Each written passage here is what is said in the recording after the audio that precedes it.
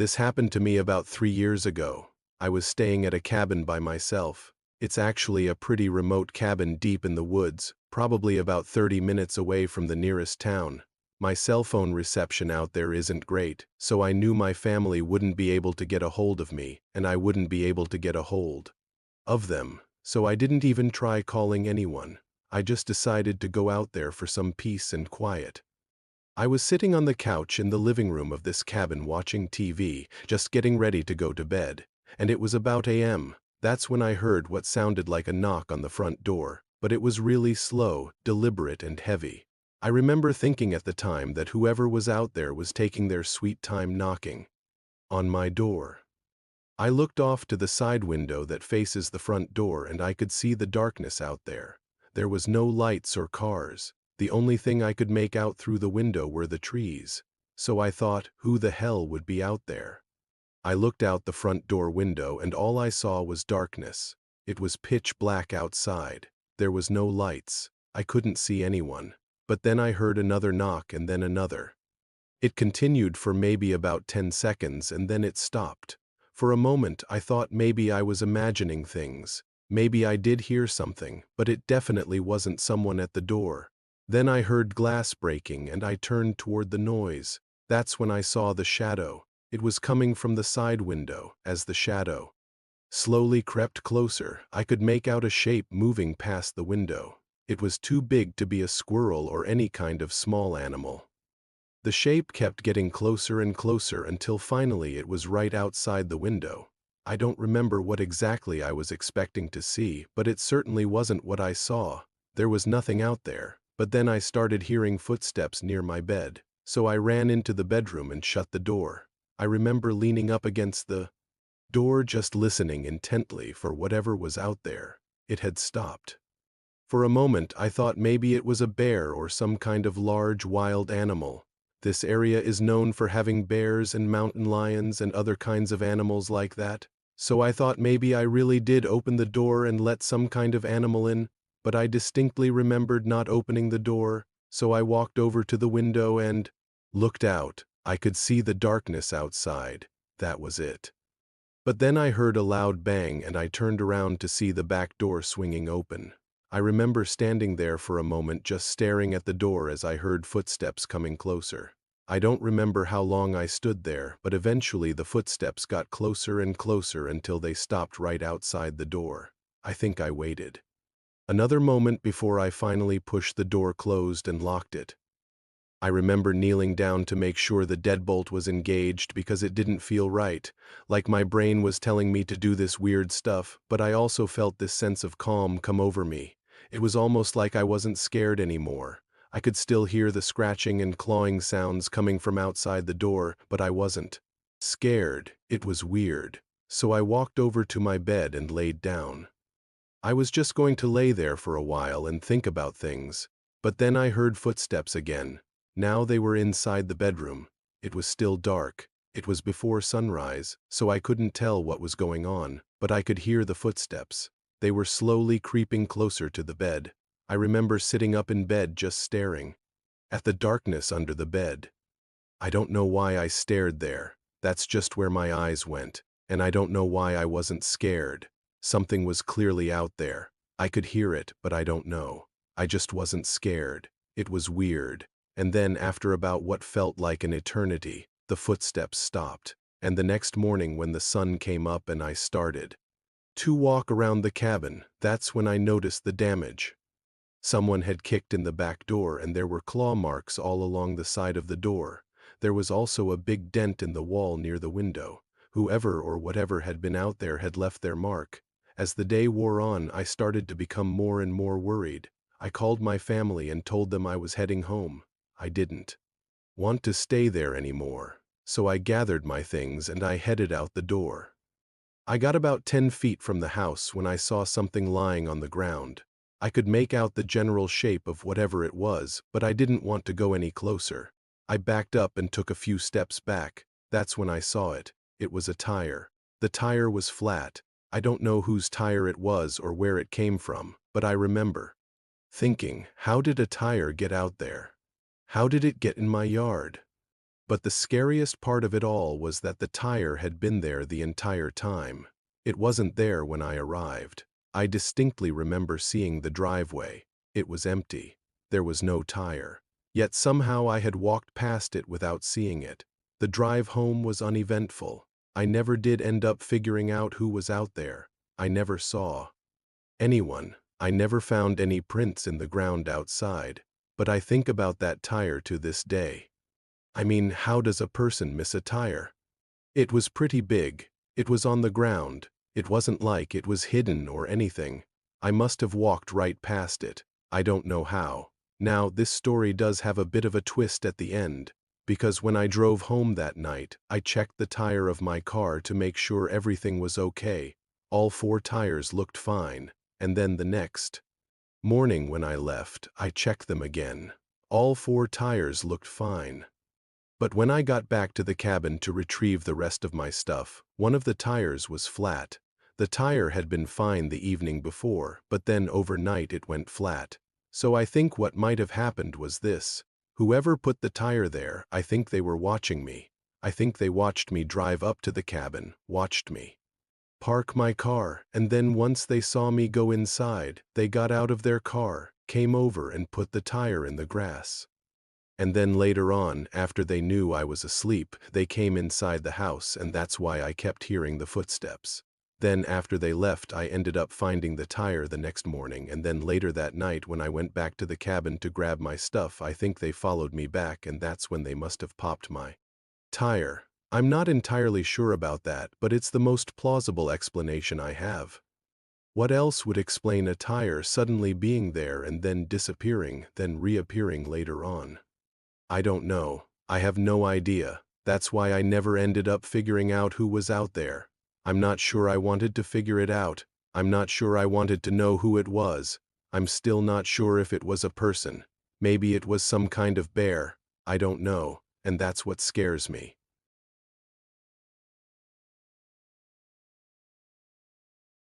It's about AM and I'm leaving work late again. It's a Tuesday. Who leaves work at AM on a Tuesday? But here I am. I work security. We had some problems last night and it was all hands on deck. As I walk through the almost empty parking garage, my footsteps ring out between the columns. The concrete floor is slick from the rain earlier. It smells like chlorine and old garbage. I'm not sure if that's from the building or from me. Probably from me. I need a shower. The garage is a multi-level thing. There are 3 levels above and below me, and none of them have any cars in them at this hour except for the top level where everyone parks who doesn't know any better than to leave their car up here overnight. I'm on the 2nd level walking toward the elevators. Above me, a single bare bulb flickers. I keep glancing over my shoulder because I think I heard something, some footsteps behind me, but I haven't seen anything. Maybe it was just rats. The sound of my own footsteps is driving me crazy. It's like they're in a canyon or something. I gotta get out of here. I hear a noise behind me and I spin around. Just my own reflection in the shiny hood of a Lexus. My eyes adjust to the darkness and I can see that the car behind me has its parking brake on and it is in park. So it wasn't that car. Was it the one behind that one? Nope, that one's in reverse. I exhale, realizing that I'm holding my breath. That must have been the 3rd time I did that in the past minute. I really need to calm down. I've been watching horror movies with friends lately and I didn't realize how much they were getting to me. Plus, adrenaline from work, and I don't want to call the police right now. It's not that serious. It's probably just some animal. Yeah, an animal. Big animal. Okay, I'm talking myself into more anxiety. I need to change course and go find an exit before I panic. As I walk, I see the shadow of movement in the glass of another car. It's too dark to tell what it is. I keep moving. Then I see another shadow move. Something big is moving through the shadows. I quicken my pace. Now I'm definitely running, weaving through the parked cars. Something is behind me making the same sounds as those footsteps. The same heavy thud, thud, thud. I could swear it's breathing.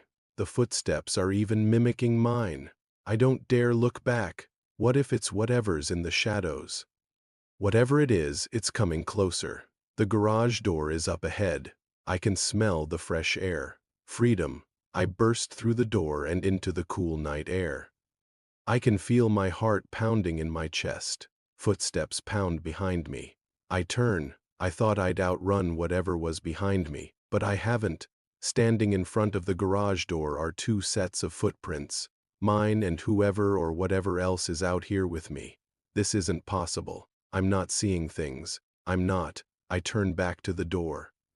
If I can get back inside, maybe I can find another exit, a stairwell or something. I'm met with the sight of the garage door going down. The footsteps are right behind me now. They're coming from behind the door.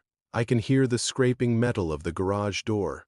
Oh my God, there's nowhere to hide. I try to get through the door, but it won't budge. Whoever or whatever is behind me is going to be inside this tiny little space with me. I slam against the door. It won't open. The footsteps scrape against the door. I'm trapped. I slide down onto the floor. I curl into a ball and squeeze my eyes shut. The door rattles, then its wings open.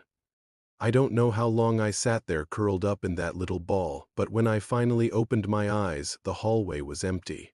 I stood up, brushed myself off, checked my phone. It was 1:10 a.m., 10 minutes. I sat in that tiny little space for 10 minutes. I tried to convince myself that I was imagining things, that it was a dream. But I saw those footprints, two sets of footprints. I walked out of the garage and into the hallway. It was still empty. I walked toward the elevator, grateful that the garage door had gone back up. When I got to the elevator, I pushed the button for the first floor. As the doors closed, I caught my reflection in the metal paneling and I stopped. I turned around and looked back at the garage. In the elevator, I could see my own reflection, and behind me, a few feet away, standing in the doorway of the parking garage, was another man's reflection. He wasn't looking at me. He was looking down at his shoes, which were dirty and scuffed, and they made a set of two distinct footprints. His clothes were rumpled like he'd been wearing them for days. I tried to focus on the man, but I couldn't make out any features. His face was lost in the dim light. The elevator dinged, signaling that we were on the first floor. The man stepped out. I wanted to call out to him, but no words came out. Then he turned to me and smiled. It was a real smile, like he was genuinely happy. And that's when I realized he wasn't smiling at me. He was smiling at the reflection of the person behind me who had also stepped out of the elevator and was now standing directly behind me. And then I knew that the footsteps weren't behind me. They were underneath me.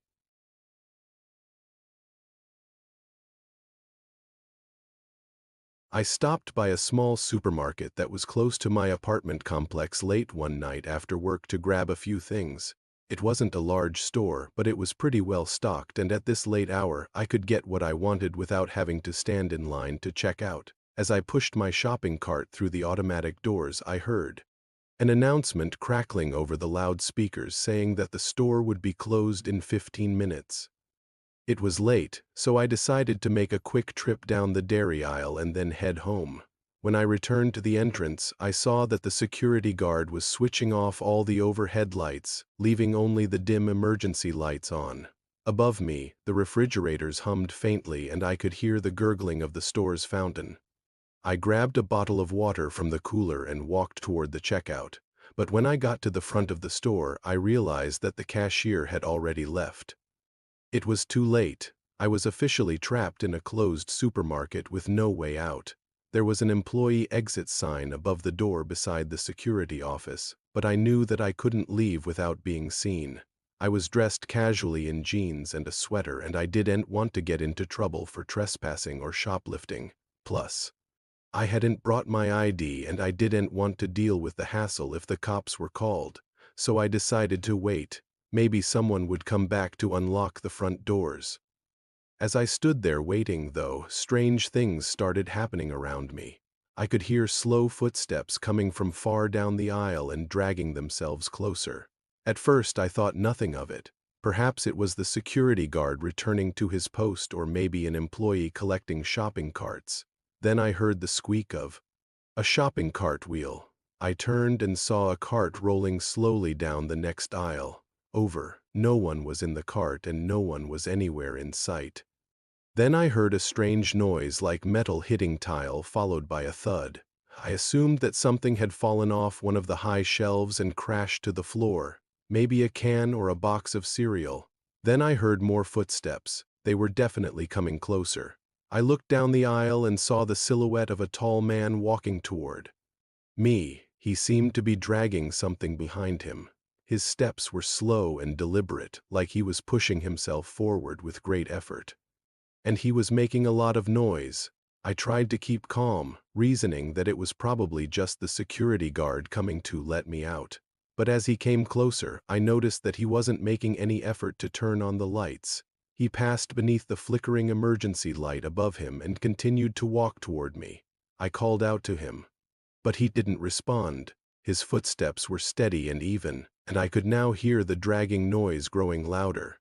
I don't know what compelled me to do it, but I started running. I ran down the narrow aisles, weaving between the displays of canned goods and cereal boxes. Behind me, I could hear heavy breathing, and the dragging sound was now a loud scraping. I kept glancing over my shoulder, and I could see the man in the distance, still at the end of the aisle where I'd first spotted him, just staring. He hadn't moved. But then I started to notice more strange things. Items were falling off the shelves, tumbling to the floor. Cans were skidding across the linoleum. Boxes of pasta and cereal were toppling over, crashing to the ground. And all the while, the man was coming closer. I could hear the scrape of his shoes on the floor and his breathing was getting louder. When I reached the frozen food section, I slipped between the freezer doors and hurried down. The aisle, just beyond, I saw the double doors leading to the employee area. I sprinted toward them, desperate to find an escape.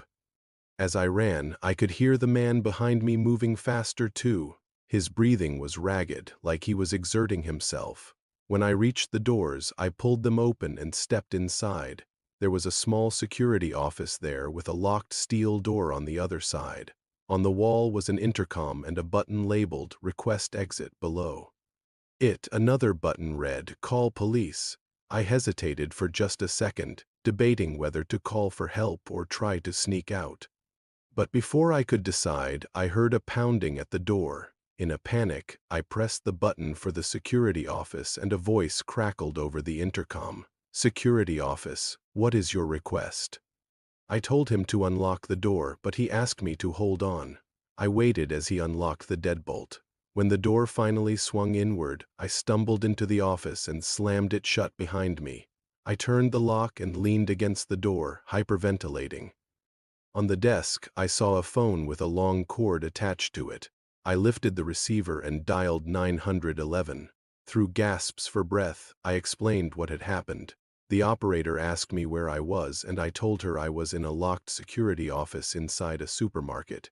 She put me on hold and then came back to ask some more questions. I told her about the strange happenings in the store, about the noise and the footsteps and the man who had been chasing me. I described him as best I could. All I could think of was how silent he had been, how he never once tried to speak to me. The operator asked me if I was injured, and I said no, I had managed to avoid the man, but I didn't know if he would break down the door. The line went dead. I held the receiver close to my ear, listening. Then I heard the sound of sirens. Relief flooded through me, and I felt tears stinging my eyes. It didn't take the police long to arrive, and when they did, the store was empty. The man was nowhere to be found. The officers searched the store, but he wasn't hiding in any of the aisles or in the stockrooms. They checked the back employee entrance, but it was locked and there were no signs of forced entry. One of the officers asked me why I thought that I was being stalked, and I admitted that I really didn't know. I'd been shopping, and then suddenly everything had gone wrong. I'd gotten trapped in the store, and then things started falling off the shelves and I heard footsteps. I'd seen the man at the end of the aisle, and when I tried to run away, he started following me. The officer nodded understandingly. It sounded strange, but who am I to judge? He took my name and number and told me that if the man was caught, I'd be contacted. And if I thought of anything else, anything at all, I should call back right away. I thanked them and watched as they drove away. I asked the store manager if I could look at the security footage from the store's cameras. He agreed, and we went to his office. The camera mounted above the front entrance showed me walking into the store, and then it showed the man entering a few seconds later. What was strange was that he never approached the counter or tried to leave the same way that I had. Instead, he stayed in the background and walked along the rows of merchandise, keeping a safe distance.